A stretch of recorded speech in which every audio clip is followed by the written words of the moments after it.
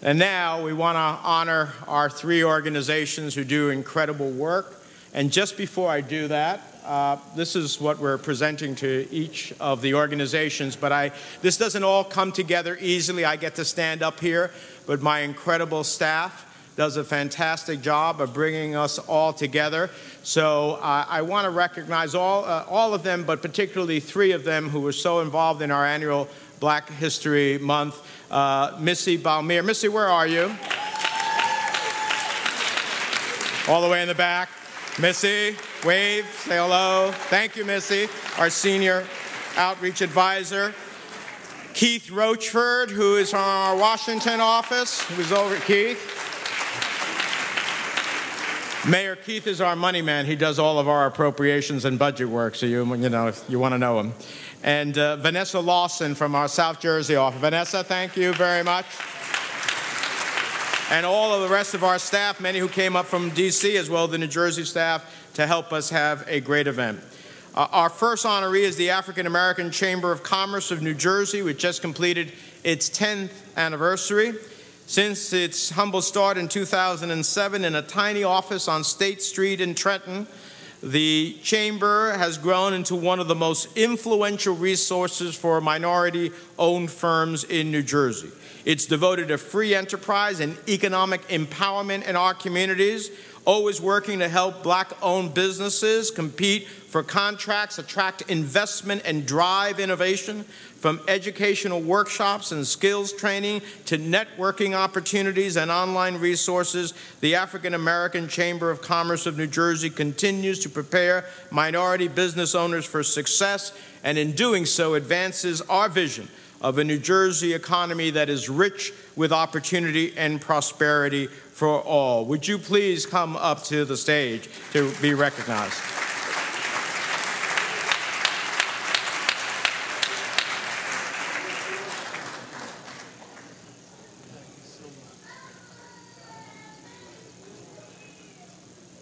Wow, this is really nice.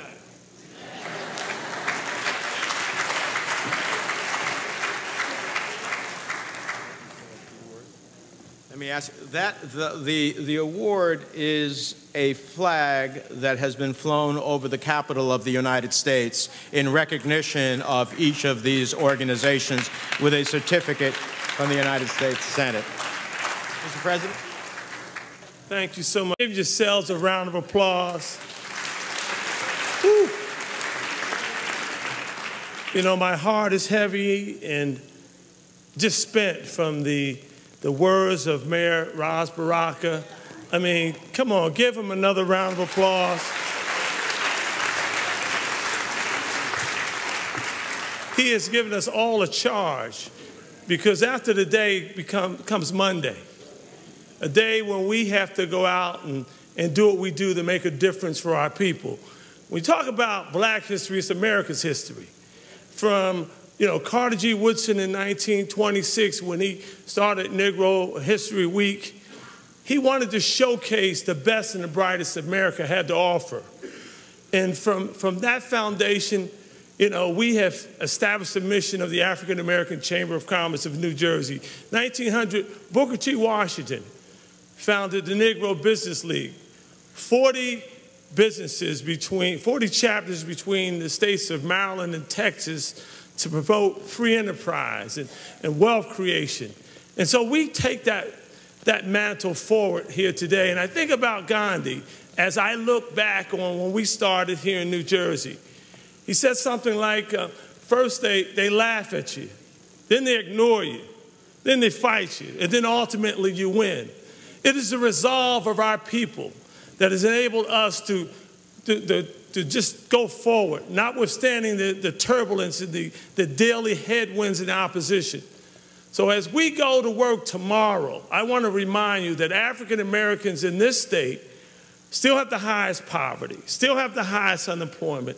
And of those 70,000 or so Black businesses in this state, only 7% have employees.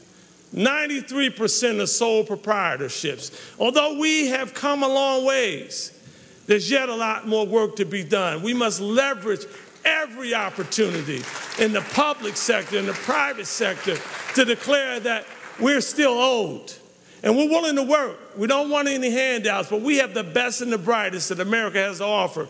We just need the opportunity to demonstrate that. God bless you, and may you continue to bless the work of the African American community and the other honorees today. Give them a hand as they come. Next, we honor the African American Heritage Statewide Parade and Festival Organization, the leaders who bring us the wonderful celebration of African American history we enjoy each Memorial Day weekend in the city of Newark. Yet the AAHPO's research extends throughout the state of New Jersey. Throughout its 23 years, it has grown into an invaluable resource for African American heritage parades, cultural celebrations from across our state who benefit from its expertise and vast knowledge of African American cultural concepts and traditions. The remarkable people who make the parade possible each year share a commitment to diversity and the rich heritage of our African American communities. We all benefit from their work, promoting pride, unity, and cooperation in our state. And with the help of God, I know the parade and festival will continue to build on our tradition for generations to come. Mr. President, come on up.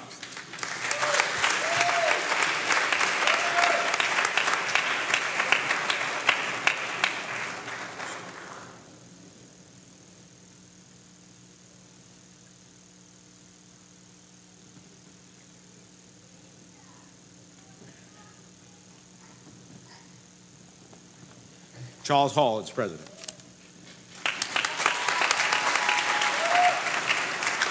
Good afternoon, everyone. God is good, isn't he?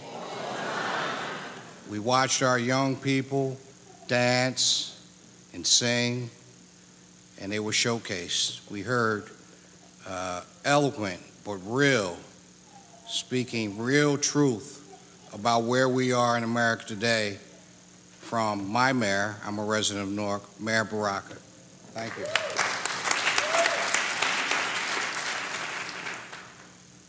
You know, I had the pleasure, and I got to be brief, so I'm going to be brief, of sitting down with Senator Menendez a few days ago in his office, casual conversation, and in my other life, I am a labor leader in this state. I like to think a prominent labor leader in this state.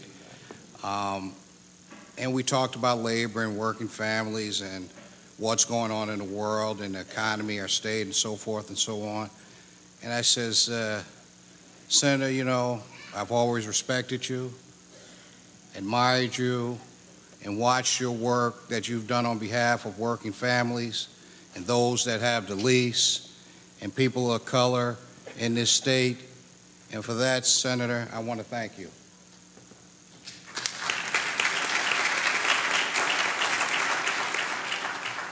Full circle, last time I've been in this church was a few years back.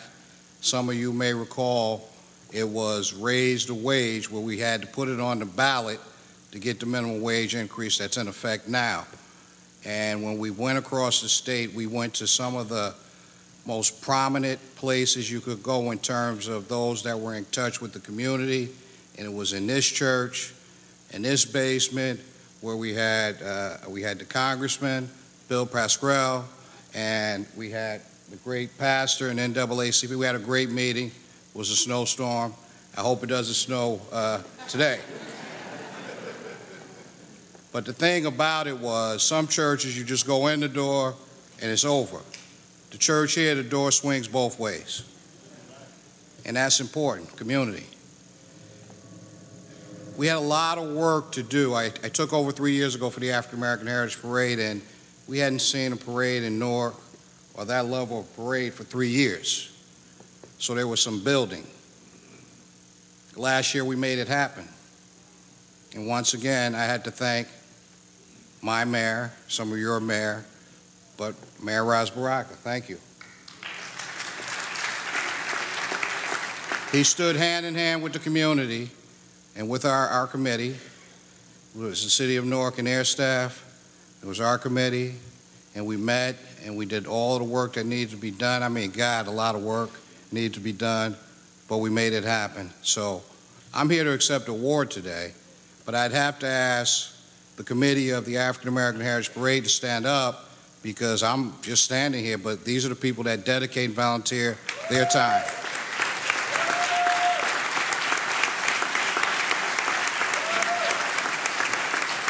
There is no paid staff. Nobody's getting paid. It's because they love the community and they love young folks, and they know the importance of culture and history for our young people. In fact, for some of our people that are not so young. Okay? My union family, I suspect, is in the room. If they're not, then we got some dealings to do, but I'll ask my union, Local 108, to please stand up. RWDSU, UFCW. And then I would suspect there's some friends and family in the room, so let me ask you to stand up and say thank you to you. Anybody? Oh, okay. There he is. All right. Okay. There we go. So, a couple of things about the parade. You say parade, oh wow, a good time. Macy's, balloons, the cartoons. The parade we have some of that, some of the funny cartoons, because you need that for the kids. All right? But most of our balloons are of Harriet Tubman, Mandela, Martin Luther King, all right? And it's about history, culture, but it's also time to showcase our kids, not just the kids of Newark. It's a statewide parade, which everybody, I appreciate, said. So we pull people from Camden, we subsidize people from New York and other places to bring them in to the celebration. At the same time, we're down at Weekway Park all weekend long, making sure the kids that weekend, Memorial Day weekend, have somewhere to go. Very important. Have somewhere to go and something to do. So, just want to thank everybody.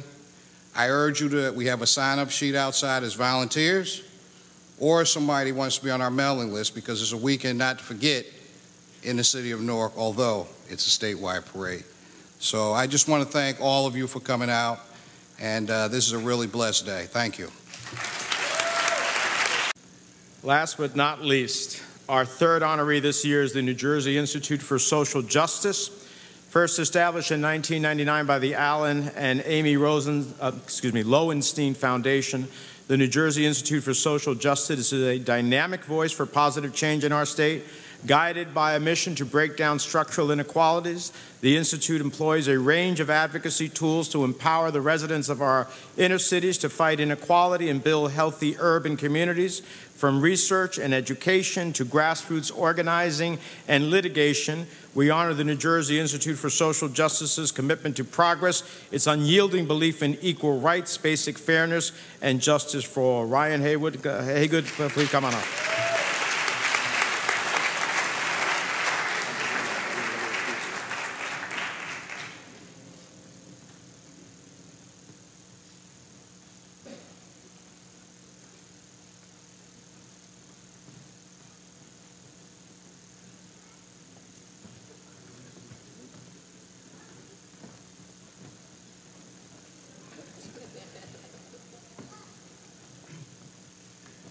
Good evening. I really want to express to you how humbled I am by this award. I'm so thankful to Senator Menendez for his leadership and really for giving us this space to think about Black History Month. And we know that's not just a 28-day celebration, that really is a reality that we live, to the mayor's point, every day. And so I just want to say a quick word as I was thinking about this particular moment and how humbled I am by it. It is true that you and I, we, could have been born at any time in history or not at all. I was thinking about the sort of original community organizer, God, who put on human skin, became Jesus, and walked around a space and started grabbing folks to become fishers of men. And as he did that, he was strategic because he wanted folks to be mindful more than 2018 years ago about the times in which they then lived and what they were to do about those challenging times. And folks know that Jesus was born into a difficult national moment. So difficult that he had to go and hide in Egypt, which, as folks know, is in Africa, which was Black. It was always curious to me that there was a picture of a white Jesus who could somehow peculiarly hide in a black continent, but I digress.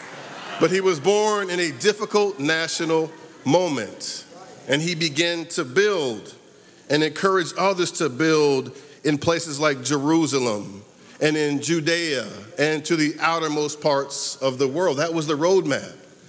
And that really was the heart of how you effectuate change, that you do it from the ground up in a community. You never wait for it to happen from the top down. And so I think now, some more than 2018 years later, that is our guide. That in this particular difficult national moment, we are to build our neighborhoods from the ground up in our communities, not wait for Washington, D.C. to shower things down. From the ground up, not from Washington, D.C. down. And I like from the ground up as an orientation because that means we are powerful. We're not sitting idly by asking folks not to harm us. We show you our power because we organize ourselves around issues that are endemic to our everyday existence as black people. And we say to folks, including our elected officials, you will take note of what our collective agenda is, and you'll be accountable to it. And the thing is this, in New Jersey, we have some of the most progressive elected officials in the land. And so briefly, what that means for us is we have to be advancing a progressive agenda to advance a progressive strategy. I just want to offer two very quick things. One, in the context of criminal justice. New Jersey is an interesting state. In the last 10 years, the prison population in both the adult facilities and the youth facilities has fallen by more than 50%. Even as the prison population has fallen by 50%, racial disparities have exploded. Today in New Jersey, there are 3 youth prisons housing about 300 kids. The black to white racial disparity is 30-1. That means that in New Jersey, a black child is 30 times more likely to be incarcerated than a white child, even though we all know and the data shows that black and white kids commit most crimes at about the same rate. Even though that's true, the black to white youth incarceration disparity rate is 30-1. And what does that reflect? That reflects racially discriminatory policy decisions that drive who gets incarcerated and who doesn't. In New Jersey, there are 300 kids incarcerated, 13 of them are white.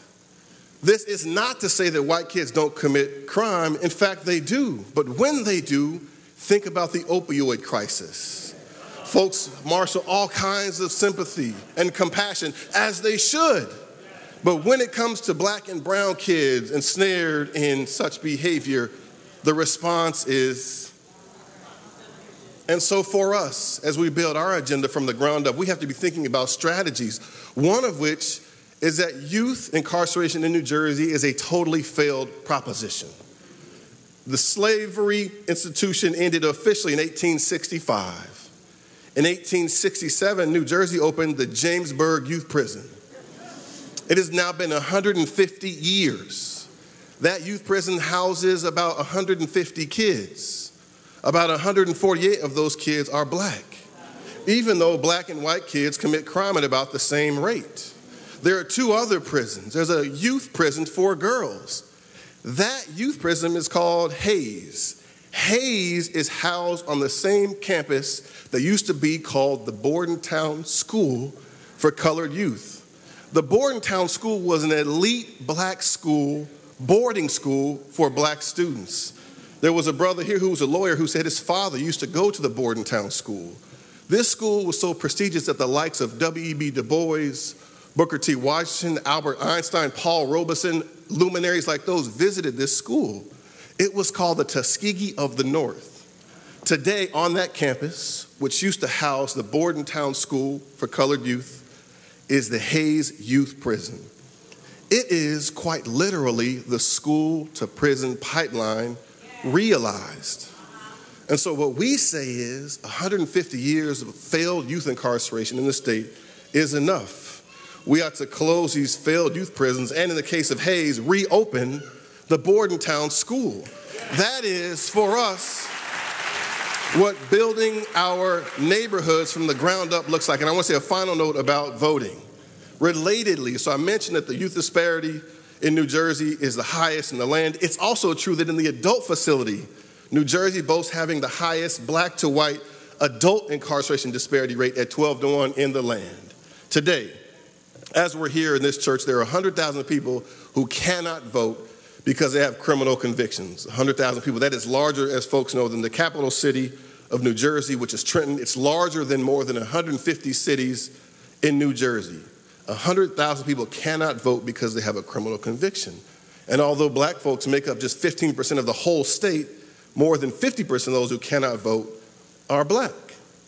And this was a law that was first passed in 1844, which it turns out was the same year that New Jersey restricted voting to white men only.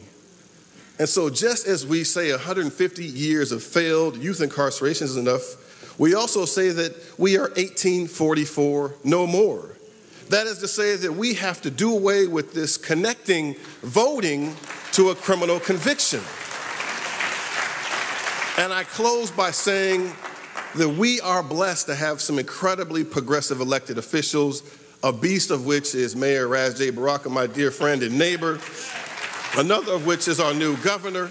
But later this month, Assemblywoman Shavonda Sumter, Senator Sandra Cunningham, and Senator Ronald Rice will introduce legislation to enfranchise 100,000 people with criminal convictions.